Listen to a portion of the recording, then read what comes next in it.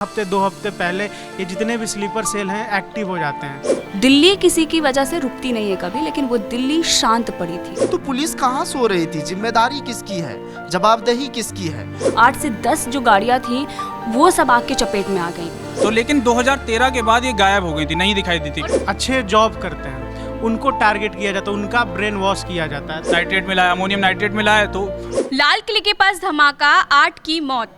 दिल्ली में कार धमाका, 9 की मौत। 9 killed car blast near Red Fort. जी हाँ, ये जो सुर्खियां हैं वो कल आज की सुबह की हैं। जैसे कि आप देख ही सकते हैं, सोशल मीडिया पे लगातार वीडियोस भी वायरल हो रही हैं। जो कल बॉम्ब ब्लास्ट हुआ है लाल किले के पास, यहाँ पर हमारे साथ कुछ सहयोगी हैं, हम उनसे बात करेंगे। और हमारी एक सहयोगी हैं जो ग्राउंड पे भी गई थी, हम उनसे भी बात करेंगे कि उनका एक्सपीरियंस क्या रहा, वहाँ पे क्या क्या चीज़ें थी विचलित करने वाली। तो यहाँ पर मेरे साथ मौजूद हैं तरुण जी। ये बताइए कि जब कल ये बॉम्ब ब्लास्ट हुआ, उसके बाद उस दौरान उस स्टूडियो में, और जब हमारी जो सहयोगी है ग्राउंड पे भी गई थी, उन्होंने उस दौरान क्या क्या चीज़ें देखी, क्या क्या इन्फॉर्मेशन उस दौरान आई, कौन कौन वहाँ पहुँचा, किस तरीके का वहाँ पे पूरा परिदृश्य था, उसमें क्या क्या था? देखो स्वीटी, जब ये हुआ था उस समय हमारे यहाँ से जो गई थी ना भाई, इतना ज़्यादा उन्होंने इतनी अच्छी तरीके से एक्सप्लेन किया। आप अच्छी तरह से तो वही बता पाएंगी जो उन्होंने वहाँ देखा था, लेकिन जो उन्होंने हमें इनपुट दिया था उसके हिसाब से उन्होंने सब साफ बताया था कि एटीएस की टीमें पहुँची हुई थी, एनआईए की टीमें पहुँची हुई थी, सब कुछ कंट्रोल में किया जा रहा था ताकि अफरा तफरी ना मची जाए, और लोगों को रोका गया था। बैरिगेटिंग लगाई गई थी ताकि वहाँ से आगे और लोग आगे ना जा पाएँ, क्योंकि वो जो सीन था ना वो हर कोई नहीं देख सकता है। वो सीन ऐसा था कि जो आपको दहला सकता था, कमज़ोर दिल वाले ना देख सके, हो सकता है ऐसा ना देख पाए, क्योंकि उसको कवर नहीं कर सकते हम लोगों की भी कुछ रेस्ट्रिक्शंस हैं जो हम लोग कवर नहीं कर सकते हैं, क्योंकि इस दुर्घटना में जो i20 कार के बारे में जिक्र हो रहा है, क्या ऑफिशियली उस तरीके से मतलब ये बता दिया गया है कि वो आतंकवादी हमला या सीएनजी ब्लास्ट है? बिल्कुल, अभी ऐसा ही अंदेशा लगाया जा रहा है कि आतंकी हमला है, क्योंकि क्या नाम है, जो उस कार में बैठा हुआ था उसका नाम डॉक्टर उमर बताया जा रहा है। तो सवाल ये है कि जब वो ब्लास्ट हुआ था उससे पहले लगभग 3 घंटे के लगभग वो पार्किंग में गाड़ी खड़ी थी, और पार्किंग में वो गाड़ी के अंदर ही बैठा हुआ था, यानी कि वो निकला नहीं था, कुछ भी मूवमेंट नहीं हुई थी। लेकिन उसी टाइम पे थोड़ा धीरे धीरे निकलते हुए वहाँ पर जा कर के ब्लास्ट होता है, यानी कि कुछ हो सकता है कि कुछ नया बड़ा प्लान करने की कोशिश की जा रही हो। और आपको भी पता है कि पहले भी खबर आई थी कि भाई 2900 किलो अमोनियम वो मिला है, नाइट्रेट मिला है, अमोनियम नाइट्रेट मिला है। तो भाई इससे ये अंदाज़ा लगाया जा रहा है कि भाई कुछ हो सकता है कि कुछ बड़ा प्लान कर रहे हैं, और इसमें बहुत सारी परतें खुलते हुए आ रही हैं। आतंक मसूद अजहर से नाम जुड़ रहा है कि क्या नाम है, जो शाहीन शाहिद हैं वो आतंकी विंग की, जो जैसे मोहम्मद है पाकिस्तान का, आतंकी विंग की महिला कमांडर हैं, हेड बनाया गया है। और वो उनका काम था कि भारत में रह करके और महिलाओं को आतंकी संगठन में जोड़ने का काम करना है। अभी तक जो गिरफ्तारियां हुई हैं उसमें हम अगर बात करें तो मुजम्मिल हुए हैं एक गिरफ्तार, और उमर वो मर चुके हैं क्योंकि खुद को सेल्फ ब्लास्ट किया है, आप कह सकते हैं सेल्फ डिस्ट्रक्शन। और एक हैं डॉक्टर अदिल राउत, और एक हैं शाहीन शाहिद। तो दोस्तों, मैं आपको बता दूं कि मैं अपने दर्शकों को ये बताना चाहती हूँ कि लाल किले का वो जहाँ पर पूरी भीड़ जमा थी, वहाँ पर लगभग i20 कार, जिसमें बताया जा रहा है ब्लास्ट हुआ था, और लगभग 15 किलोमीटर तक वो रहा। उसका जो चीज़ें रही बहुत विचलित करने वाली चीज़ें थी। वो जो एक चीज़ और स्वीटी, जब एटीएस की टीमों ने शाहीन शाहिद के घर पर और कानपुर जाकर के जो छापा मारा, फरीदाबाद जाकर के छापा मारा, तो सब कुछ पता किया। तो क्योंकि कानपुर में जो थी ये पता किया गया था कि ये प्रोफेसर थी, 2006 में वहाँ पढ़ाना शुरू किया था, लेकिन जब ट्रांसफ़र होने के बाद फिर दोबारा कानपुर गई थी। तो लेकिन 2013 के बाद ये गायब हो गई थी, नहीं दिखाई दी थी। और कानपुर के अलावा कहाँ पे हाई अलर्ट मतलब देखिए, अभी हाई अलर्ट आपको लखनऊ में भी देखने को मिलेगा, अयोध्या में भी देखने को मिलेगा, दिल्ली एनसीआर में, मतलब जो संवेदनशील इससे पहले भी आतंकी जो मंसूबे जो थे वो कहीं ना कहीं हमें देखने को मिल ही रहे थे। लगातार धमकियां आ ही रही थी। जैसे कि हम हरियाणा की बात करें, जैसे कि आपने अभी बताया, गुजरात से भी एटीएस की टीम है, उन्होंने पकड़े आतंकवादियों को। तो फिर जब इतनी धमकियां मिल रही थी, लेकिन लगातार हम ये भी देख रहे हैं कि दिल्ली में बॉम्ब ब्लास्ट पहले भी हुए हैं। लेकिन ये जो बॉम्ब ब्लास्ट है ये सबसे बड़ा बताया जा रहा है, इसकी इंटेंसिटी ज़्यादा है। और इसके साथ ही हम आपको बता दें कि दोस्तों ये जो तरुण जी बता रहे हैं, ये जो चीज़ें हैं सरकार को पहले से आगाह किया गया था इन सब चीज़ों के लिए। और इसमें ये बताइए कि बागेश्वर धाम जो हरियाणा में इस टाइम पे हिंदू राष्ट्रीय एकता पदयात्रा भी निकाल रहे हैं, क्या उनको क्या क्या अलर्ट दिया है? उनको पूरी सुरक्षा दी गई है बागेश्वर बाबा को जो इतनी बड़ी पदयात्रा निकालने, क्योंकि जितनी भीड़ उनके साथ जा रही है हो सकता है कि निशाने पर वो भी हो सकते थे, क्योंकि कुछ भी बड़ा हो सकता है, कुछ हो सकता है कि कुछ बड़ा करने से पहले ये पहले ही प्लान फेल हो गया हो, क्योंकि जो जिस हिसाब का एक्सप्लोजन देखा गया है वो काफ़ी बड़ा था।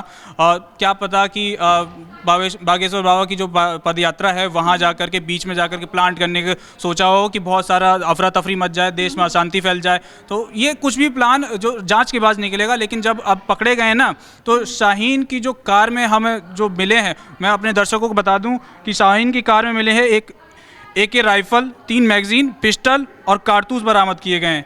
यानी कि कुछ भी कहने से पहले जो निकला है उससे हम कंक्लूजन निकाल नहीं सकते हैं, लेकिन कहना ये गलत नहीं होगा कि भाई उनके पास ये कहाँ से आया, किसने उनको अलाउ किया, AK होने का क्या मतलब है, आपके पास कहाँ से आया। और जब आपका तार पाकिस्तान से जुड़ रहा है तो सवाल तो उठता है। तो यहाँ पर मेरे साथ मौजूद हैं एक और सहयोगी से हम बात करेंगे, यहाँ पर हमारे साथ मौजूद हैं। ये बताइए पारुतोष जी कि जब कल हमारे सहयोगी ग्राउंड पे थी तो उस समय स्टूडियो में क्या था, कितना प्रेशर था और क्या क्या इन्फॉर्मेशन उस समय आ रही थी जो हम अपनी सहयोगी को दे रहे थे लगातार, और वहाँ का जो पूरा विचलित करने वाली चीज़ें थी वो क्या क्या थी? देखिए, हमारी सहयोगी आंचल गई थी, वो ठीक है, उस पर हम बात करेंगे। लेकिन मैं बता दूं, जो ये अटैक हुआ है दिल्ली में, आप इससे पहले पहलगाम, पुलवामा, मुंबई ब्लास्ट, तमाम अटैक लगातार हो रहे हैं, ठीक है। तो ये सरकार पर भी सवाल उठता है और जो टीम है जो हमारे देश के लिए काम करती है उस पर भी सवाल उठता है, ठीक, ये अलग बात है। लेकिन मैं अभी रिसर्च एक देख रहा था, तो पाकिस्तान में एक टेरर ग्रुप है, कहा जा रहा है कि वो वाइट कॉलर जितने भी ऐसे लोग हैं, वाइट कॉलर, जैसे एक तो टेररिस्ट होते हैं, बंदूक उठाया ठोक दिया, ठीक है, और दूसरे वाइट कॉलर जैसे डॉक्टर हुए, इंजीनियर हुए हैं, तमाम ऐसे लोग जो अच्छे जॉब करते हैं, उनको टारगेट किया जाता है, उनका ब्रेन वॉश किया जाता है। तो इसमें मुझे एक नाम मिला है, एक लिंक हो रहा है, जैसे मोहम्मद का ये मॉड्यूल है, पाकिस्तान बेस्ड टेररिस्ट ग्रुप है, अंसर गहावत उल हिंद, ये मतलब जोड़ता है वाइट कॉलर जितने भी भारत में। एक स्लीपर सेल आप नाम सुना होगा, जब भी कुछ ऐसा अटैक होता है तो उसके पीछे ये लोग रहते हैं। जैसे कोई किसी की बिरयानी की दुकान है, किसी का हॉस्पिटल है, या कोई किसी और काम में है, लेकिन जब ऐसे अटैक होते हैं और उससे पहले 1 हफ्ते 2 हफ्ते पहले ये जितने भी स्लीपर सेल हैं एक्टिव हो जाते हैं। तो ये बहुत बड़ा इसके पीछे प्लान था, और ये एक अटैक नहीं, मुझे लगता है कि कई अटैक ये करने के फिराक में थे, क्योंकि आपने देखा होगा फरीदाबाद से जिस तरीके से गिरफ्तारी हुई, उससे पहले आपने गुजरात ATS ने जिस तरीके से गिरफ्तारी की। तो हो सकता है असली जानकारी तो हमारी टीम ही, ATS की टीम, NIA की टीम ही दे पाएगी, लेकिन जिस तरीके से पिछले 2-3 दिन से जम्मू कश्मीर में भी पिछले 15 दिन से लगातार छापेमारी चल रही थी, तो सभी चीज़ों को अगर जोड़ा जाए तो ये बहुत बड़ा अटैक भारत पे कहीं ना कहीं करने की साजिश हो रही थी। हमारी जो टीम है उन्होंने अच्छा काम किया, लेकिन रेड फोर्ट वाले अटैक को नहीं रोक पाया। लेकिन मैं दोबारा से उसी बात पे आऊँगा कि हम, हो सकता है हमारे आसपास ऐसे लोग हों, हम गलियों में जाते हैं, बाज़ार में जाते हैं, या कहीं घूमने जाते हैं, किसी से मिलते हैं, हो सकता है कि वो अच्छे से मिल रहा हो, लेकिन उसके दिमाग में क्या चल रहा हो, किस तरीके से उसका ब्रेन वॉश सोशल मीडिया के द्वारा, तमाम जो वेबसाइट है उसके द्वारा, और पाकिस्तान से भी लिंक करके बहुत सारे संगठन हैं वो ऑनलाइन जुड़कर ब्रेन वॉश करते हैं। तो ऐसे लोगों से बचना चाहिए। और अगर आप आसपास कोई ऐसी बातें करता है या आपको लगता है कि हो सकता है कि ये भी बहकावे में आ जाए, तो उसको बचाना चाहिए। और सरकार को भी एक ठोस कदम उठाना चाहिए कि ऐसे लोगों को कैसे सही रास्ते पर लाया जाए, ताकि ऐसे लोग बार बार बहकावे में आकर अपने ही देश में रहते हुए, अपने देश का खाते हुए, अपने ही देश के लोगों के खून के प्यासे जिस तरीके से हो गए हैं, यही नहीं हुआ 12-13 लोग मर गए, और वो जो 3 बंदों का नाम आ रहा है या डॉक्टर का नाम आ रहा है, तो ये लोग कहाँ के हैं? पाकिस्तान के तो है नहीं, वो इंडिया में ही रहते हैं। तो कहीं ना कहीं सरकार को इस पर सोचना, जांच का विषय है। तो यहाँ पर हम अपनी ऐसी सहयोगी साथ जा रहे हैं बात करने, जो वो खुद भी ग्राउंड पर गई थी और उन्होंने क्या क्या एक्सपीरियंस किया, हम उनसे पूछेंगे।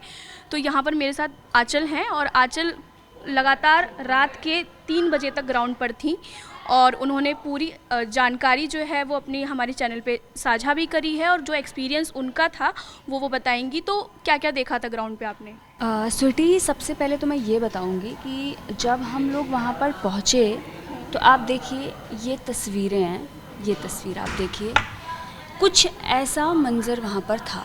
जब हम लोग पहुँचे तो वहाँ पर बैरिकेड्स वगैरह लगा दिए गए थे क्योंकि हमें यहाँ से जाने में थोड़ा टाइम लगा, ट्रैफिक भी उस टाइम पे होता क्योंकि ऑफिस टाइमिंग थी। लेकिन आप सोचिए ये वो जगह है, दिल्ली की भीड़ भाड़ वाली जगह। आप देख रहे हैं शादी का मौसम है, चांदनी चौक में कितनी भीड़ होती है, मतलब निकलना मुश्किल होता है आम दिनों में अगर हम जाते हैं। लेकिन जब हम लोग उस जगह पर पहुँचे तो वहाँ बिल्कुल सन्नाटा था। दिल्ली किसी की वजह से रुकती नहीं है कभी, लेकिन वो दिल्ली शांत पड़ी थी उस वक्त हम जब वहाँ पर पहुँचे। 2 किलोमीटर हम पैदल चल के उस जगह पर पहुँचे जो मेट्रो स्टेशन आपने देखा होगा, लाल किला इधर है और उस साइड में चांदनी चौक के साइड में वो गेट है।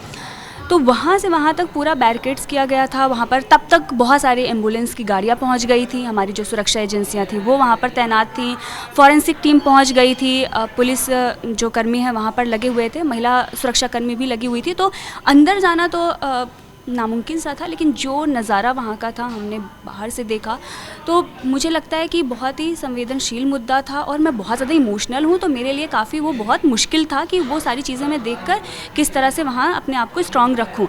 तो पहली चीज़ें तो ये थी। फिर उसके बाद जो भी अपडेट आ रही थी वहाँ से हम लगातार दे रहे थे कि क्या कुछ यहाँ पर हो रहा है, घायलों को हॉस्पिटल ले जाया जा रहा है, वहाँ पर मृतकों की जो संख्या है वो लगातार बढ़ती ही जा रही थी। और जो चश्मदीद था उससे भी हमने बातचीत की, उसने पूरी घटना बताया कि जब ये विस्फोट हुआ उस वक्त 2 किलोमीटर तक ये आवाज़ गई। पास में ही मंदिर है, आपने देखा होगा चांदनी चौक, वहाँ पर भी जो लोग थे वहाँ तक ये पूरा जो विस्फोट हुआ वहाँ तक चीज़ें गईं। और मेट्रो का जो आपने देखा होगा शीशा लगा हुआ है, गेट के जो दीवार है जहाँ से हम निकलते हैं, सीढ़ियाँ हैं, वो भी टूट गया था। तो बहुत ज़ोर का ये धमाका था। चश्मदीद ने ये बताया कि एक कार में जब ये ब्लास्ट हुआ उसके बाद 8 से 10 जो गाड़ियाँ थीं वो सब आग के चपेट में आ गई। लोग वहाँ पर, आप समझ सकते हैं, कुछ ऐसी चीज़ें थीं जो वो बता रहा था और हम जो चीज़ें उस वक्त देख रहे थे वो बहुत ही इमोशनल चीज़ें थी, बहुत ही विचलित करने वाली चीज़ें थी। तो लोग वहाँ पर जो उस वक्त जल रहे थे, भाग रहे थे, दौड़ रहे थे, वो सारी घटना वो कैमरे पर बता रहा था और ये बता रहा था कि लोग वीडियो बना रहे थे। कुछ लोग आए उसके साथ मदद करने के लिए, वो 10 मिनट लगा वहाँ पर प्रशासन को पहुँचने में। उसके बाद फिर एम्बुलेंस आई और हम लोग गए तो वहाँ पर बहुत सारी एम्बुलेंस खड़ी हुई थी।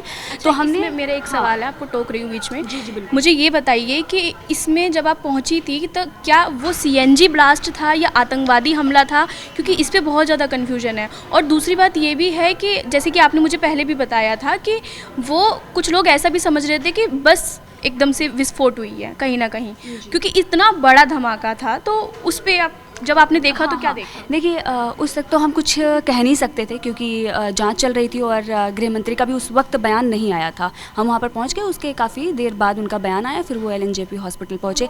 तो उस वक्त जब हम वहाँ पर पहुँचे 2 किलोमीटर पहले ही मीडिया की जो वैन वगैरह है वहाँ पर सुरक्षा कर्मियों ने रोक लिया। तो वहाँ पर जो फुटपाथ पर सो रहे होते हैं उनसे हमने बातचीत करने की कोशिश की। तो कुछ लोग तो बोलने से कतरा रहे थे कि हम 8 बजे के बाद ही यहाँ पर आते हैं, हम दिन भर या तो काम करते हैं किसी और के घर में या फिर हम मांगने रोड पर जाते, तो हम यहाँ पर नहीं थे। लेकिन कुछ वहाँ पर ये बोल रहे थे, मुझे लगा बस फट गया। लेकिन आप सोचिए 2 किलोमीटर तक की आवाज़ गई, वहाँ के लोग, ये कुछ लोग बात कर रहे थे। वहाँ से जब हम आगे बढ़ते हैं, आते हैं, तो जो वहाँ का मंजर होता है वो देखकर हमें तो उस वक्त ही लग गया था कि ये ब्लास्ट जो है ये बड़ा ब्लास्ट है, ये CNG ब्लास्ट नहीं है, ये विस्फोटक हो सकता है उस कार में, ये सारी चीज़ें। लेकिन तब तक कुछ भी सामने नहीं आया था। उसके बाद ये पता चलता है कि ये बम ब्लास्ट था। और फिर उसके बाद में जो जांच है अभी भी चल रही है, बहुत सारे कनेक्शन भी सामने आ रहे हैं, जैसा कि हमारे सहयोगी वो बता रहे हैं कि लखनऊ तक जो है इसके तार जुड़ रहे हैं, वहाँ पर भी छापेमारी की जा रही है। जम्मू कश्मीर में भी जो हमारी टीम है पहुँच गई है, वहाँ पर भी उस वक्त टीमें तैनात थी और लगातार जांच की जा रही थी। इस वक्त तो बैठक भी हो चुकी है। तो सारी चीज़ें जो हैं वो अभी चल रही हैं प्रोसेस में। लेकिन देश की राजधानी में आप सोचिए इतना बड़ा हमला होता है और उसके बाद फ़ौरन ही गृह मंत्री का बयान आता है, वो ये बताते हैं I-20 कार कार में ऐसा ऐसा हुआ है। उमर नाम था जिसका जिक्र किया जा रहा है, जिसकी कार थी, और उस वक्त जो चश्मदीद था वो भी नदीम, और भी बहुत सारे नामों की चर्चा चल रही थी। लेकिन अभी जो जांच हो रही है, उमर का नाम सामने आ रहा है, शाहीन का नाम सामने आ रहा है, डॉक्टर परवेज़ का सामने नाम आ रहा है। तो ये सारे जो नाम आ रहे हैं और जिस तरह से घटनाएं हुई हैं, मुझे ऐसा लगता है कि अभी भी हमारी जो सुरक्षा एजेंसियां हैं वो कहीं ना कुछ चीज़ें छोड़ रही हैं, या कुछ ना कुछ ऐसी चीज़ें हैं जो ये बार बार हो रहा है। क्योंकि अभी हमने बहुत वक्त नहीं हुआ था, हमने अभी पहलगाम देखा है, हमने पुलवामा देखा था, और ये सारी चीज़ें देखकर हमें लगता है कि कहीं ना कहीं हम सुरक्षित हैं भी या नहीं। क्योंकि ये जो हुआ है ये कार पार्किंग में हुआ है, कहीं भी किसके दिमाग में क्या चल रहा है, कहाँ पर क्या हो जाए, तो ये घटनाएं जो हैं वो कहीं ना कहीं हमें असुरक्षित करती हैं। तो ये सारी चीज़ें उस वक्त हुई। उसके बाद हम लोग वहाँ थे, जो भी ग्राउंड ज़ीरो पर जो टीमें आ रही थी वो लगातार अपडेट दे रहे थे। उसके बाद हमने LNJP हॉस्पिटल की तरफ रुख किया। वहाँ से गए तो थोड़ा पहले ही रेड लाइट है, वहाँ पर हमें रोक लिया गया। सारे पत्रकार वहीं पर थे। गृह मंत्री अमित शाह वहाँ घायलों की संख्या कितनी थी उसमें? मतलब ये बताया जा रहा है कि 9 की मौत हुई है, कहीं बताया जा रहा है 8 की मौत हुई है। तो घायलों की संख्या कितनी थी? और ये भी एक विपक्ष भी ऐसे आरोप लगाते रहते हैं, मतलब उसमें लगाया भी जा रहा है। सौरभ भारद्वाज का भी एक बयान जो है वो सामने आया है कि आप तो ग्राउंड पे थी तो आपको पता होगा कि एम्बुलेंस टाइम पे पहुंची कि नहीं पहुंची। नहीं, हम लोग पहुंचे। मैंने आपको बताया कि उस वक्त 100 के करीब तो एम्बुलेंस वहां पर रही होंगी, काफ़ी टीमें वहां पर मौजूद थी। उस वक्त जब हम पहुंचे, टाइम लगा था हम लोगों को यहाँ से वहाँ पहुँचने में, तो उस वक्त बहुत सारी चीज़ें जो हैं वो डेवलपमेंट ऑलरेडी हो चुका था। तो वहाँ पर टीमें थीं, सुरक्षा कर्मी थे, सारी चीज़ें, पूरा बैरिकेड कर दिया गया था, मीडिया कर्मी बाहर ही थे। तो 2 किलोमीटर मैंने आपको बताया पैदल ही जाना पड़ा, क्योंकि कोई भी कुछ भी वहाँ पर अलाउ नहीं था। LNJP हॉस्पिटल की मैं बात कर रही हूँ, जहाँ पर गृह मंत्री पहुँचे, घायलों से वो मुलाकात कर रहे थे, तो वहाँ भी हमें पैदल वहाँ तक पहुँचना पड़ा। गेट नंबर 4 पर हम लोग पहुँचे, वहाँ से स्वास्थ्य मंत्री अंदर गए, हमने उनसे बात करने की कोशिश की। उन्होंने कहा वापस आएंगे तो बात करेंगे, लेकिन वो वापस किधर से निकले वो हमें नहीं पता। फिर उसके बाद हम मेन गेट की तरफ आते हैं, वहाँ पर भी CM रेखा गुप्ता पहुँचती हैं, वो जाती हैं, घायलों से मुलाकात करती हैं और फिर वहाँ से वो निकल जाती हैं। क्योंकि ये संवेदनशील मुद्दा होता है और कोई भी कुछ भी क्योंकि हमारे यहाँ कतराता है, क्योंकि बहुत बड़ा मामला था और जो जांच एजेंसियां हैं वो लगातार जांच कर रही थी। तो आज जो है वो रिपोर्ट आई है और बहुत सारे चीज़ों पर खुलासे भी हो रहे हैं, जैसे कि हमारे तरुण जो सहयोगी हैं उन्होंने बताया कि किस तरह से शाहीन और भी बहुत सारे लोगों का नाम आ रहा है। तो लगातार जो अपडेट है वो हम आपके साथ साझा कर रहे हैं। लेकिन कल जो हुआ वो बहुत ही भयानक था और मैं बार बार ये कहती हूँ कि दिल्ली किसी से भी रुकती नहीं है, लेकिन वो दिल्ली शांत थी और वो चांदनी चौक का नज़ारा था जो मैंने कभी नहीं देखा। लॉकडाउन में भी मैं गई हूँ रिपोर्टिंग करने उस वक्त भी, पर मैंने ऐसा नज़ारा नहीं देखा था। चलिए, यहाँ पे हमारे और भी सहयोगी हैं, उनसे भी हम बात करेंगे। तो सुरक्षा कर्मी को लेकर आप मुझे बताइए कि क्या क्या, क्योंकि जब हम बात करते हैं NIA की तो वहाँ पर बात आ जाती है आतंकवाद की, ठीक है, क्योंकि जब हम सुरक्षा कर्मी की बात करते हैं और स्पेशल फोर्स जब आ जाती है, न जाने और कितनी फोर्सेस है जो उस वक्त वहाँ पर मौजूद थी। और इसके अलावा किस किस के बयान आए, जैसे अमित शाह का भी बयान आया, उन्होंने क्या कहा सुरक्षा को लेकर और उन्होंने किस किस राज्य पर अलर्ट जारी किया है, ये भी बताइए हमारे। नहीं, देखिए, इसमें कई सारे सवाल हैं और बहुत सारे सवाल आपने किया है, तो एक एक करके मैं जवाब देना चाहूँगा। सबसे बड़ी बात यह है कि स्वीटी, इसमें एक चीज़ समझना होगा कि जिस दिल्ली में इतना बड़ा धमाका हो जाता है, कार पे कई सारे रिपोर्ट आई कि मालिक कौन है, कहाँ से आया कार, कौन पहले ऑनर थे, लेकिन कार में रखा गया जो सामान था जो फटा है, चाहे वो सिलेंडर है, ब्लास्ट है, क्या है, उस पर कोई अभी तक रिपोर्ट नहीं आई है। अब ये बड़ा एक और सवाल है, सुरक्षा को लेकर आप बात कर रहे हैं। कल धमाका होता है 6:52 पे, मैं सही हूँ, अगर गलत हूँ तो करेक्ट कर दीजिएगा। उसके बाद ये होता है कि अभी तक समय बीतने के बाद भी आधिकारिक जानकारी नहीं है कि वहाँ कहाँ से ये सामान आया। और दूसरी चीज़ ये, सतपाल मलिक अब ये सवाल पूछते पूछते उनकी मौत हो गई कि RDX कहाँ से आया था पुलवामा हमले में, वो अब चले गए दुनिया छोड़ के, लेकिन इस सवाल का जवाब अभी तक नहीं मिला। तीसरी चीज़ ये है कि अगर देख लीजिए RDX उसमें होता, उस कार में, तो कई सारे निशान होते, धुआं की कई जगह वो निशान होता, या फिर ज़मीन पर आप देखेंगे तो या तो छर्रे मिलते या फिर किसी तरह से उनका कहीं ना कहीं कुछ ना कुछ अंश होता, तो वो भी ऐसा नहीं है। और पुलिस इस बात को लेकर अभी तक ये क्लियर नहीं कर पा रही है। पुलिस का बयान आता है आधिकारिक तौर पर, यानी 10 तारीख को शाम में ब्लास्ट होता है, 11 तारीख के तकरीबन 11 बजे इस पुलिस का बयान आता है कि सूत्र हमारे बता रहे हैं कि वो जो है फीकी बम था, क्या था वो, स्पीकी बम, हाँ वो बम बताया पुलिस ने। तो क्या ये सवाल पुलिस प्रशासन पे नहीं उठता है कि जो जिम्मेदारी उनको निभाना चाहिए वो नहीं निभा करके सूत्र बताते हैं कि सूत्र हमारे बता रहे हैं। अब ज़रा बताइए कि दिल्ली वो इलाका जो आन बान शान है, लाल किला, हमारे छाती के जैसे लोग उनको गले लगा के रखते हैं और कहीं ना कहीं उनका एक मतलब तिरंगा फहराया जाता है वहाँ पर। और ये बड़ा सवाल उठ रहा है पुलिस प्रशासन पे कि आखिर वहाँ इस तरह से चूक होना ये अपने आप में एक बड़ा सवाल है। तो कार पर रिपोर्ट बन रही है, मीडिया आतंक की हमला कहने से बच रही है, लेकिन ये जवाबदेही अभी तक नहीं हो पा रहा है कि ये जो सामान था कार में, जो ये चीज़ रखा गया था, और खबरें ये भी आने लगी कि 1.5 साल से जो है दिल्ली को निशाना बनाया जाने की कोशिश कर रहा था। तो पुलिस कहाँ सो रही थी? जिम्मेदारी किसकी है? जवाबदेही किसकी है?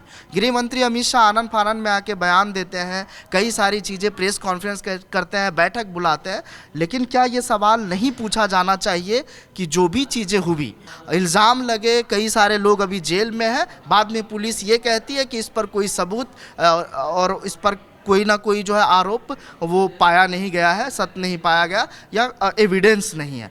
तो क्या इस तरह से भी इस मामले को कहीं ना कहीं उस तरफ ले जाने की कोशिश हो रही है? तो ऐसे कई सारे सवाल हैं जो पुलिस से पूछा जाना चाहिए और बहुत सारे सवाल हैं, मैं क्या बताऊं स्वीटी। जो सत्ता में है बेसिकली आप वो ये कह रहे हैं कि उनसे पूछा जाना चाहिए। दिल्ली में अगर बीजेपी की सरकार है दोस्तों, तो अब हम ये नहीं कह सकते। ठीक है, सरकार पर जो सवाल उठ रहा है वो उठ ही रहा है, पुलिस प्रशासन की भी जवाबदेही होती है ना स्वीटी, तो उसको लेकर भी तो जिसकी जो जिम्मेदारी उनको निभाना चाहिए, मेरा यही सवाल है। और जब अलर्ट जारी कर दिया, जब आपको पता है कि हरियाणा से इतने सारे आतंकवादी आ रहे हैं और गुजरात से ATS ने पकड़े हैं, तब तो और भी ज़्यादा अलर्ट होना चाहिए चीज़ों को लेकर। अब ये बता दीजिए कहाँ कहाँ पे अलर्ट है? जैसे कि अभी उत्तर प्रदेश में, महाराष्ट्र में, ऐसा भी बताया जा रहा है कि आंध्र प्रदेश में भी शायद है। तो ऐसी जगह जगह पे अलर्ट जारी करे हुए हैं। और इसके साथ ही साथ उस पूरे जो ये दिल्ली, जो एक दिल्ली जो कभी कहा जाता है ऐसा कि दिल्ली कभी सोती नहीं है, लेकिन कल रात जो हुआ, कल शाम जो हुआ 7 बजे के करीब लगभग, वो बहुत ज़्यादा भयावह था। वीडियो सोशल मीडिया पे, रील्स तमाम सोशल मीडिया पे, फेसबुक पे वायरल हो रही हैं। लेकिन दोस्तों, जिनके घर वाले जो वहाँ पे मौजूद थे, फैमिली जिनकी थी, उनको क्या कुछ चीज़ें उनके साथ हुई, क्या कुछ चीज़ें उनके साथ गुजरी, तो वहाँ वो चीज़ें देखने लायक हैं। और ये बहुत ज़्यादा भावपूर्ण मुद्दा है और इस पे ही आगे जनतंत्र पे मैं आपको सब चीज़ें बताती रहूँगी। इसमें क्या क्या और चीज़ें आएंगी, क्या क्या बयान आएंगे सामने। फ़िलहाल के लिए मैं आपसे विदा लेती हूँ और मिलती हूँ अगली खबर।